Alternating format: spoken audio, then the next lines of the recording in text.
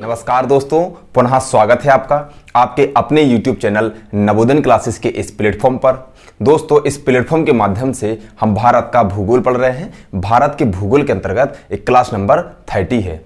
दोस्तों, जैसा कि हम लोग पिछली क्लास में सिंधु नदी के बारे में पढ़ रहे थे, पिछली क्लास में हमने सिंधु नदी के बारे में पूरी तरह से देख लिया है। आज हम लोग भारत से निकलने वाली 5 महत्वपूर्ण नदियां जो कि सिंधु की सहायक नदियां बनती हैं, यह 5 नदियां जो कि भारत से निकल करके मिठानकोट नामक स्थान पर सिंधु नदी से मिलती हैं, उन 5 नदियों के बारे में आज हम पढ़ने वाले। चलिए दोस्तों, शुरू करते हैं। सिंधु नदी की प्रमुख व प्रथम सहायक नदी झेलम नदी। देखिए, सबसे पहले हम इसको नाम से ही समझते हैं, झेलम नदी। देखिए, झेलम नदी का जो दूसरा नाम है वह है बितस्ता नदी। तो झेलम नदी को ही हम कहते हैं बितस्ता नदी। अगर कभी क्वेश्चन आता है कि बितस्ता नदी किस नदी को कहते हैं, ऑप्शन में आपके पास है ब्यास, रावी, झेलम और सतलुज, तो आपके पास इसका आंसर होना चाहिए कि बितस्ता नदी का जो नया नाम है वो है झेलम नदी। तो बितस्ता नदी पुराना नाम है और नया नाम है झेलम नदी। इसके थोड़ी इतिहास में हम जाएंगे। बितस्ता नदी क्यों कहते हैं? देखिए, विश्व विजेता सिकंदर जो थे, सिकंदर और भारत के प्रमुख राजा थे पोरस। तो पोरस और सिकंदर के बीच में एक युद्ध हुआ था 326 ईसा पूर्व में। वह युद्ध बितस्ता नदी के किनारे ही हुआ था, इसलिए उस नदी को आज हम कहते हैं झेलम नदी। इसलिए उस युद्ध की वजह से इस नदी को हम कहते हैं बितस्ता नदी। तो बितस्ता नदी और झेलम नदी एक ही है। चलिए दोस्तों, अब हम शुरू करते हैं इसके एक एक पॉइंट्स को। देखिए, पहला है झेलम नदी की लंबाई। देखिए, झेलम नदी की जो लंबाई है, जहां से इसका उद्गम होता है और जहां ये अपने जल को चेनाब नदी में गिरा देती है, उसकी जो लंबाई है वो 725 किलोमीटर है। उद्गम से लेकर के जहां ये चेनाब नदी में अपना जल गिरा देती है, वहां तक की इसकी जो लंबाई है वो 725 किलोमीटर है। नेक्स्ट देखते हैं, यह नदी कश्मीर घाटी के दक्षिण पूर्वी भाग में पीर पंजाल के नीचे बेरीनांग झील से निकलती है। सीधा समझिए, झेलम नदी का जो उद्गम स्थान है, जहां से झेलम नदी का उद्गम होता है, वह है बेरीनांग झील। और बेरीनांग झील कहां है? वो पीर पंजाल के नीचे हम जाते हैं तो वहीं पर मिलता है बेरीनांग झील। देखिए, ये थोड़ा सा मैप है।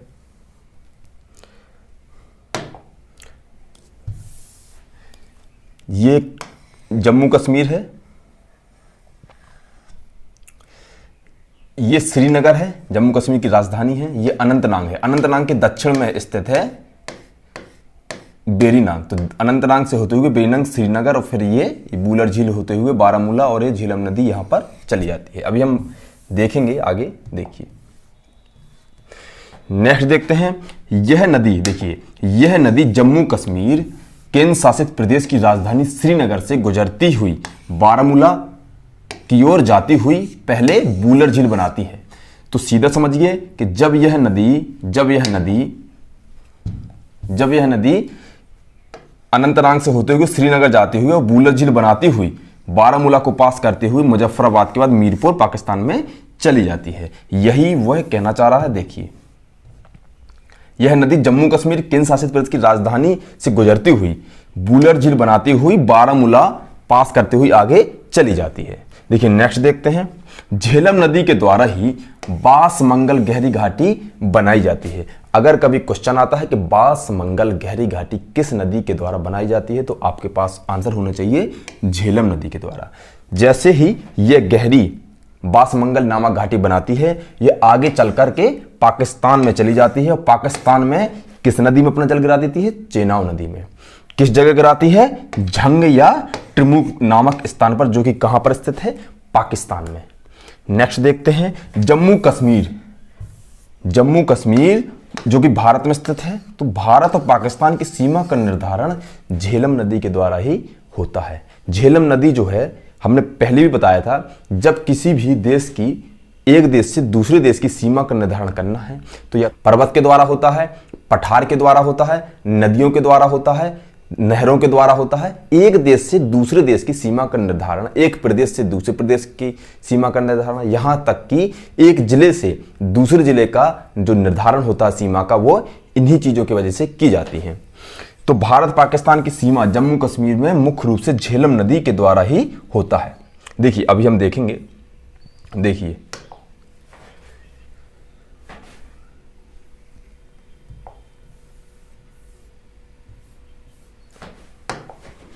देखिए ये है झेलम नदी, ये भारत पाकिस्तान की सीमा बनाती हुई झेलम नदी है। ये है चेनाब नदी, यह वह स्थान है जहां पर झेलम नदी अपना जल गिरा देती है चेनाब नदी में। यही जगह है पाकिस्तान का जंग। देखिए देखिए किशनगंगा, किशनगंगा झेलम नदी की एक प्रमुख सहायक नदी है। किशनगंगा झेलम नदी की प्रमुख सहायक नदी है। देखिए नेक्स्ट देखते हैं, यह नदी मुजफ्फराबाद से मीरपुर तक भारत पाकिस्तान की सीमा बनाती है। जैसा कि अभी हमने बताए थे कि भारत पाकिस्तान की सीमा, देखिए इसका थोड़ी सी हम एक कहानी के रूप में इसकी जहां से शुरू होती है, जहां पर एक खत्म होती है, उसको देखते हैं। देखिए यहां से शुरू होती है झेलम नदी, अनंतनाग होते हुए श्रीनगर को पास करते हुए बूलर झील, ये बूलर झील ये एशिया की सबसे प्रसिद्ध मीठे पानी की झील है। ये भारत ही नहीं पूरे एशिया की सबसे प्रसिद्ध मीठे पानी की झील है, क्योंकि इस झील में झेलम नदी के द्वारा हमेशा पानी फ्लो करता रहता है।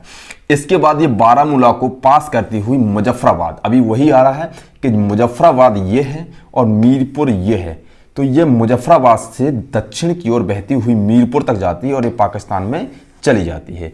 तो यह भारत पाकिस्तान की सीमा बनाती हुई मुजफ्फराबाद से मीरपुर तक झेलम नदी फ्लो करती है। देखिए लिद्दर, लिद्दर एक महत्वपूर्ण नदी है जो कहां से निकलती है, कोलहुई ग्लेशियर से निकलती है, जो झेलम की एक प्रमुख सहायक नदी है। देखिए झेलम नदी पर कई महत्वपूर्ण परियोजना चलती है, जिसमें से तुलबुल परियोजना जो कि झेलम नदी पर स्थित है, उरी परियोजना जो कि झेलम नदी पर स्थित है, और तीसरी प्रमुख जो परियोजना है वो है किशनगंगा परियोजना, जो कि किशनगंगा नामक नदी पर बनी हुई है। तो किशनगंगा परियोजना। देखिए चलिए नेक्स्ट चलते हैं, सिंधु नदी की दूसरी व सबसे प्रमुख नदी। जब पांचों नदियां पाकिस्तान में मिल जाती हैं, पाकिस्तान में जब पांचों नदियां मिल जाती हैं तो मिलने के बाद एक प्रमुख नदी के नाम से जो मानी जाती है वो मानी जाती है चेनाब नदी के नाम से। मतलब पांचों नदियां मिलने के बाद चेनाब नदी बनती है, फिर उसको कहते हैं हम पंचनद, जो कि मिठानकोट में सिंधु नदी में मिल जाती है। चलिए शुरू करते हैं। चेनाब नदी का जो दूसरा नाम है वह है चंद्रभागा नदी। इसको भी हम अभी आगे देखेंगे कि चेनाब नदी को चंद्रभागा नदी क्यों कहते हैं। देखिए चेनाब नदी की जो लंबाई है, जहां से इसका उद्गम होता है और जहां पर यह सिंधु नदी में मिलती है, उसकी जो लंबाई है वो लगभग 1180 किलोमीटर है, 1180 किलोमीटर है। देखिए नेक्स्ट देखते हैं, सिंधु की प्रमुख सहायक नदी चेनाब नदी है। सिंधु की प्रमुख सहायक नदी चेनाब नदी है, जो हिमाचल प्रदेश के, देखिए हिमाचल प्रदेश में एक प्रमुख दर्रा पाया जाता है, उस दर्रे को हम कहते हैं बारालाचा ला। बारालाचा ला दर्रे के उत्तर से एक नदी निकलती है और एक निकलती है दक्षिण से। उत्तर से निकलने वाली नदी को हम कहते हैं भागा और दक्षिण से निकलने वाली नदी को हम कहते हैं चंद्रा। तो यह दोनों नदी छोटी छोटी जो धाराएं बहती हैं, यह तांडी नामक स्थान पर मिल जाती हैं। भागा और चंद्रा दोनों धाराएं जो है वो आगे तांडी नामक स्थान पर मिल जाती हैं, और जैसे ही ये दोनों नदी मिलती हैं एक नया नाम आता है चंद्रभागा। तो दोनों धाराएं जब मिल जाती हैं तो उस धारा को हम कहते हैं चंद्रभागा नदी। तो चंद्रभागा नदी देखिए बारालाचाला, यह दो चंद्रा व भागा दो नदियों से मिलकर बनती हैं। बारालाचाला दर्रा के उत्तर में भागा व दक्षिण में चंद्रा निकल आगे तांडी में मिलकर चंद्रभागा बनाती हैं, जिसे हम कहते हैं चेनाब नदी। तो चेनाब नदी का जो नामांकन है वो चंद्रभागा नाम से ही हुआ है। तो दो प्रमुख धाराओं से मिलकर के चंद्रभागा इसका नाम पड़ा है। नेक्स्ट देखते हैं, देखिए पीर पंजाल, हमने जब हिमालय पढ़ा रहे थे तब हमने पढ़ाया था पीर पंजाल लघु हिमालय की सबसे पश्चिम में स्थित पर्वत श्रेणी है। देखिए इसके बाद जैसे ही यहां ये निकल जाती, धारा बन जाती, इसके बाद पीर पंजाल व दीर्घ हिमालय के मध्य बहती हुई किश्तवाड़ टाउन के पास तीव्र मोड़ बनाती है।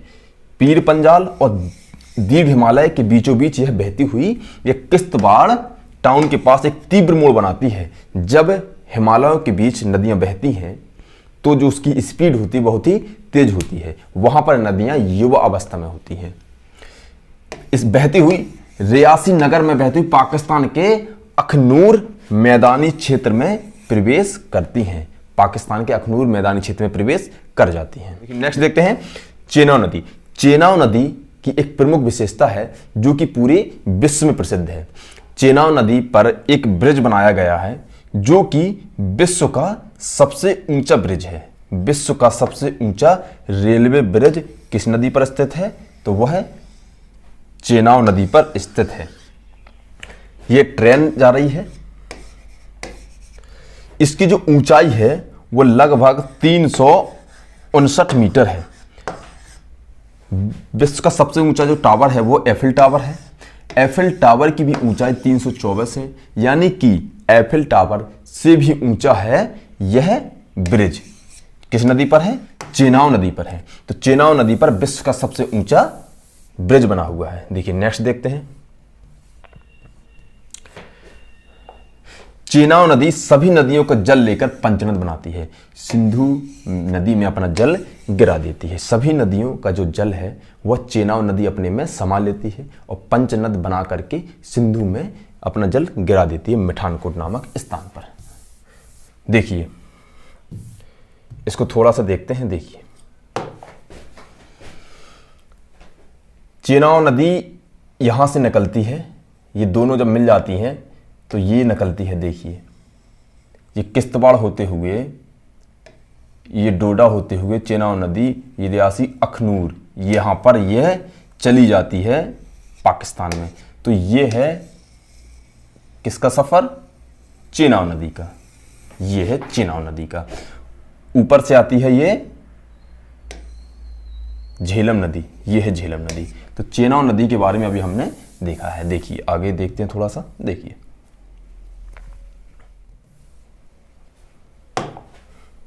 यह है चेनाब नदी, यह है झेलम नदी। इसके बाद यह है यहां पर मिलती है और सभी नदियां अपना जल गिरा देती हैं। यहां पर यह पंचनद हो जाती है और यहां पर अपना जल को गिरा देती है सिंधु नदी में। यही इसकी पूरी कहानी है। चलिए आगे देखते हैं।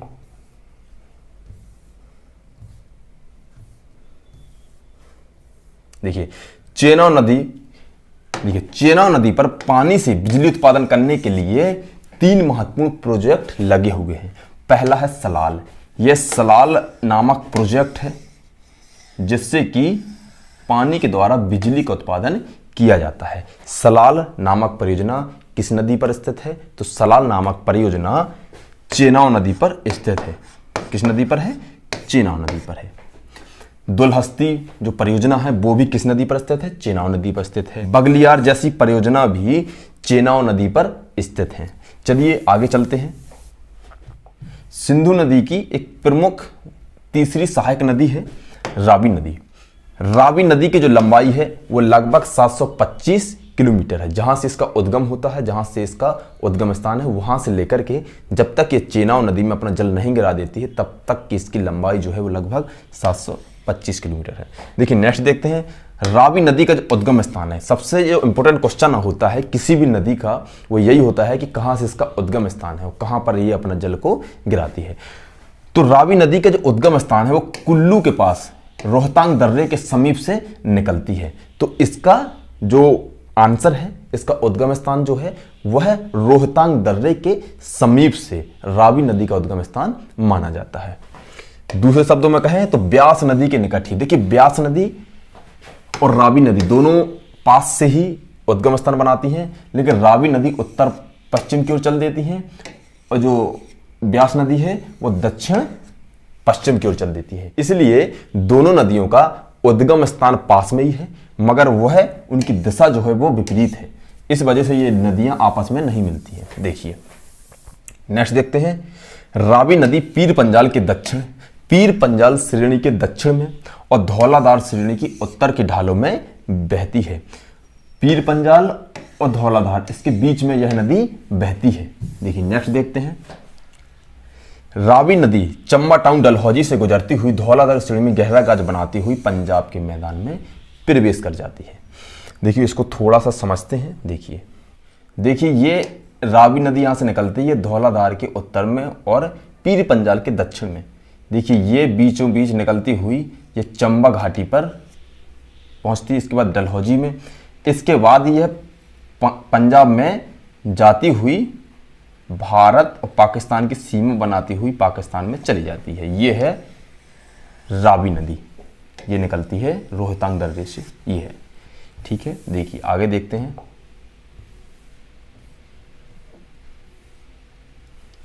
देखिए गुरुदासपुर अमृतसर में भारत पाकिस्तान की सीमा बनाती हुई लाहौर की ओर चली जाती है। अगर कभी क्वेश्चन आता है कि रावी नदी पंजाब के किन दो जिलों से होकर गुजरती है, तो आपके पास आंसर होना चाहिए गुरदासपुर और अमृतसर नामक दो जिलों से होकर के रावी नदी गुजरती है। नेक्स्ट देखते हैं, रावी नदी चेनाब नदी में। देखिए रावी नदी अपने जल को चेनाब नदी में अहमदपुर व सियाल के पास गिराती है। अपने जल को कहने का मतलब है कि रावी नदी चेनाब नदी से किस जगह मिलती है, तो अहमदपुर और सियाल के पास मिलती है। देखिए नेक्स्ट देखते हैं। देखिए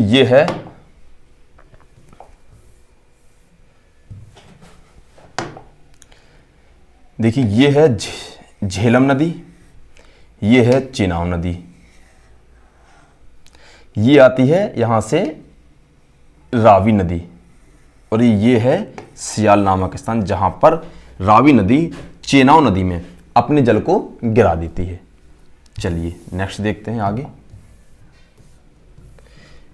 देखिए रावी नदी पर 3 महत्वपूर्ण परियोजना चलती हैं। पहली है शाहपुर कांडी परियोजना। शाहपुर परियोजना एक प्रमुख परियोजना किस नदी पर है, रावी नदी पर है। दूसरा देखते हैं चमेरा परियोजना जो कि हिमाचल प्रदेश में है, किस नदी पर है, रावी नदी पर है।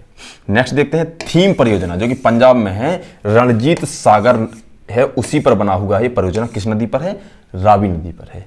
चलिए नेक्स्ट देखते हैं सिंधु की चौथी और एक प्रमुख सहायक नदी ब्यास नदी।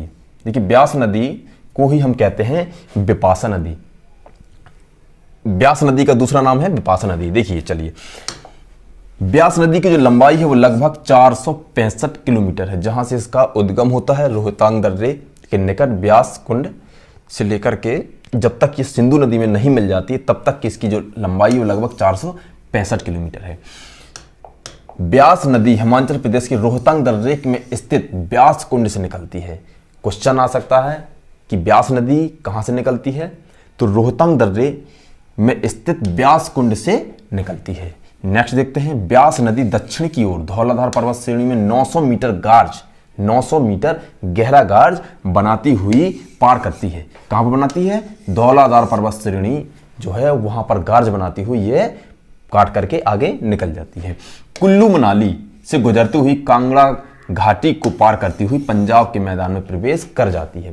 क्वेश्चन आ सकता है कि कुल्लू मनाली यह 2 महत्वपूर्ण स्थान हैं, ऐसे स्थान हैं जो कि स्वास्थ्य वर्धक के लिए माने जाते हैं। हमेशा क्वेश्चन आते भी रहते हैं कुल्लू मनाली किस नदी के तट पर स्थित है। आंसर होना चाहिए आपका ब्यास नदी। कांगड़ा घाटी किस नदी के द्वारा बनी हुई है, तो ब्यास नदी पंजाब के मैदान में प्रवेश कर जाती है। नेक्स्ट देखते हैं ब्यास नदी पंजाब के कपूरथला अमृतसर में बहती हुई हरी के स्थान पर नामक स्थान पर यह मिल जाती किससे, सतलुज नदी पर। देखिए ये ब्यास नदी है, ये सतलुज नदी है।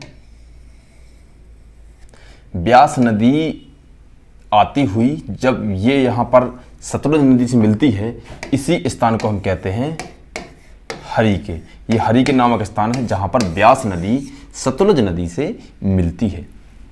ब्यास नदी भारत की सिंधु में मिलने वाली एकमात्र ऐसी सहायक नदी है पांचों नदियों में जो कि भारत से शुरू होती है और भारत में ही समाप्त हो जाती है, क्योंकि ब्यास नदी अपने जल को सिंधु नदी में भारत में ही गिरा देती है। तो कह सकते हैं हम कि ब्यास नदी का जो जल है वह भारत में ही सिंधु नदी में मिल जाता है। क्वेश्चन आ सकता है कि पांचों सहायक नदियों में किस नदी जो कि पूर्णतः भारत में पाई जाती है, तो उसका आंसर है आपका ब्यास नदी। कौन सी नदी? ब्यास नदी।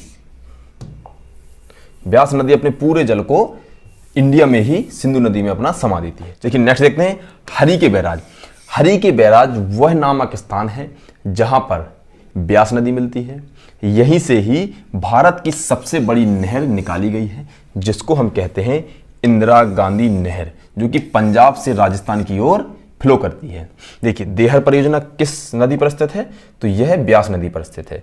यह है इंदिरा गांधी नहर परियोजना। देखिए यह है इंदिरा गांधी नहर परियोजना, इसको आप देखिए, यह है इंदिरा गांधी नहर परियोजना जो कि ब्यास नदी जब सतलुज नदी से मिलती है तो यह एक बैराज बनाया गया है। देखिए नेक्स्ट देखते हैं, पांचों नदियों में सबसे प्रमुख नदी है सतलुज नदी। सबसे प्रमुख नदी है सतलुज नदी। यह गंगा से भी पुरानी नदी मानी जाती है। देखिए सतलुज नदी, सतलुज नदी को हम कहते हैं शतुद्री नदी। सतलुज नदी को ही कहते हैं हम शतुद्री नदी। देखिए सतलुज नदी की जो लंबाई है वो लगभग 1450 किलोमीटर मानी जाती है।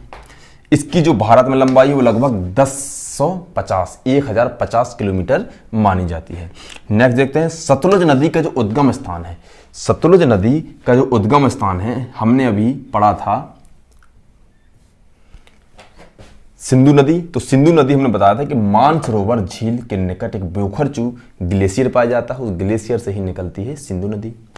अब है सतलुज नदी। तो सतलुज नदी मानसरोवर झील के पश्चिम में स्थित एक झील है राकसताल झील। तो राकसताल झील से ही निकलती है। देखिए सतलुज नदी का उद्गम स्थान तिब्बत में कैलाश पर्वत के दक्षिण में स्थित मानसरोवर झील के पश्चिम में राकसताल झील से माना जाता है, राकसताल झील से हुआ है। तो यह नदी उद्गम के बाद पश्चिम की ओर फ्लो करती है। किसकी ओर? पश्चिम की ओर, इंडिया की ओर। सतलुज नदी एक पूर्ववर्ती नदी है। पूर्ववर्ती नदी कौन सी नदी मानी जाती है? हमने पहले ही पढ़ाया था। पूर्ववर्ती नदी वो नदी होती है जो कि इस हिमालय के निर्माण के पहले बहा करती थी। जैसे जैसे हिमालय का निर्माण हुआ इन नदियों ने इस हिमालय को काटना शुरू कर दिए। जिस घाटी से बहती थी उसी घाटी में बहती चली आ रही है। तो पूर्ववर्ती कौन सी नदी कहलाती हैं? जो कि पुरानी घाटियों में बहती हैं। सतलुज एक उसका उदाहरण है। देखिए नेक्स्ट देखते हैं, तिब्बत में इसे लांगेचेन खंबाब कहते हैं। अगर क्वेश्चन आए लांगेचान खंबाब किस नदी को तिब्बत में कहते हैं तो आपके पास आंसर होना चाहिए कि सतलुज नदी को हम कहते हैं लांगेचेन खंबाब। देखिए भारत में इसका जो प्रवेश है, भारत में ये तिब्बत से चल के आती है इंडिया में, तो यह सिपकिला दर्रे से होकर गुजरती है। क्वेश्चन आ सकता है कि भारत में किस दर्रे से होकर सतलुज नदी भारत में प्रवेश करती है? तो सिपकिले दर्रे से सिंधु नदी भारत में प्रवेश करती है। देखिए फिर पश्चिम की ओर चलते हुए कल्पा को पार करते हुए धौलाधार श्रेणी में संकीर्ण घाटी का निर्माण करती है। धौलाधार पर्वत श्रेणी में एक संकीर्ण घाटी में बहती हुई इसका ये निर्माण करती है। नेक्स्ट देखते हैं, सतलुज नदी पर भाखड़ा बांध का निर्माण किया गया है। बांध के भरे हुए पानी को हम कहते हैं गोविंद सागर। सतलुज नदी पर विश्व प्रसिद्ध भाखड़ा बांध स्थित है। भाखड़ा बांध किस नदी पर स्थित है? तो सतलुज नदी पर स्थित है। और उस बांध के पीछे जो बड़ा एक जल का संरक्षण किया गया है, सुरक्षित रखा गया है, उस बांध को हम, उस सागर को हम कहते हैं गोविंद सागर। नेक्स्ट देखिए, हरिके में ब्यास नदी मिलती है। ब्यास नदी कहां मिलती है? हरिके नामक स्थान पर। नेक्स्ट देखते हैं, सतलुज नदी तिब्बत में नारी खोरसन प्रदेश में बड़ा कैनियन बनाती हुई, जो इसकी तुलना किससे की गई है? यूएसए के ग्रेट कैनियन से। देखिए सतलुज नदी जब तिब्बत में बहती है तो वहां पर यह एक नारी खोरसन प्रदेश में बड़ा कैनियन बनाती है। ये कैनियन क्या होता है इसको हम आगे देखेंगे, इतना समझ लीजिए। कैनियन जो है वो गार्ज, कैनियन जो है वो गार्ज का बड़ा हिस्सा, बड़ा रूप माना जाता है, बड़ा रूप माना जाता है। देखिए नेक्स्ट देखते हैं, स्पीति प्रमुख सहायक नदी है। नाथपा झाकरी परियोजना, नाथपा झाकरी परियोजना किस नदी पर स्थित है? तो यह है सतलुज नदी पर, सतलुज नदी पर स्थित है। अगर खाब परियोजना आ जाए तो स्पीति नदी पर स्थित है। स्पीति नदी किसकी सहायक नदी है? तो स्पीति जो है वह सतलुज नदी की सहायक नदी है। नेक्स्ट देखते हैं कोरडेम परियोजना। कोरडेम परियोजना किस नदी पर स्थित है? तो यह भी स्थित है सतलुज नदी की। यह एनटीपीसी की पहली परियोजना है, यह एनटीपीसी की पहली परियोजना है। चलिए आगे देखते हैं। देखिए यह है भाखड़ा बांध, यह भाखड़ा बांध है जो कि विश्व प्रसिद्ध बांध है, भाखड़ा बांध। यहां पर ये पानी फ्लो करता है। और यह है गोविंद सागर। ये कौन सा है? गोविंद सागर, गोविंद सागर है, यह भाखड़ा बांध है। चलिए देखिए आगे देखते हैं। देखिए ये हमने बताया अभी कैनियन, यह गार्ज का बड़ा रूप है, यह कैनियन है। इसको हम आगे देखेंगे क्या होता है कैनियन विस्तार से। देखिए नेक्स्ट देखते हैं इंदिरा गांधी नहर परियोजना। देखिए इंदिरा गांधी नहर परियोजना यह विश्व की सबसे बड़ी परियोजना है। अभी हमने बताया था कि इंदिरा गांधी जो नहर परियोजना है वो हरी के नामक स्थान से, पंजाब के हरी के नामक स्थान से पंजाब व राजस्थान की ओर फ्लो करती है। यह विश्व की सबसे बड़ी नहर परियोजना है। इसकी शुरुआत हरी के नामक स्थान से होती है, राजस्थान के मरुस्थलीय क्षेत्र में इसका पानी फ्लो करता है। देखिए इसकी जो लंबाई है वो लगभग 649 किलोमीटर है। कितना है? 649 किलोमीटर है इंदिरा गांधी नहर परियोजना जो है। चलिए नेक्स्ट देखते हैं। इससे पहले राजस्थान नहर के नाम से जानते थे, इस नहर को पहले राजस्थान नहर के नाम से जानते थे। इसके बाद ही इसका नामांकन हुआ है इंदिरा गांधी परियोजना। इसका नाम, पुराना नाम क्या है? राजस्थान नहर, और नया नाम क्या है? इंदिरा गांधी परियोजना। तो दोस्तों आज हमने सिंधु नदी की 5 प्रमुख सहायक नदियां, जिसमें से झेलम, चेनाब, ब्यास, रावी, सतलुज, 5 महत्वपूर्ण सहायक नदियों के बारे में विस्तार से देख लिया है। आने वाली क्लास में हम लोग सिंधु नदी की 5 सहायक नदियों के अलावा जितनी भी सहायक नदियां हैं उन सभी सहायक नदियों के बारे में देखेंगे। तो चलिए दोस्तों बने रहिए। धन्यवाद।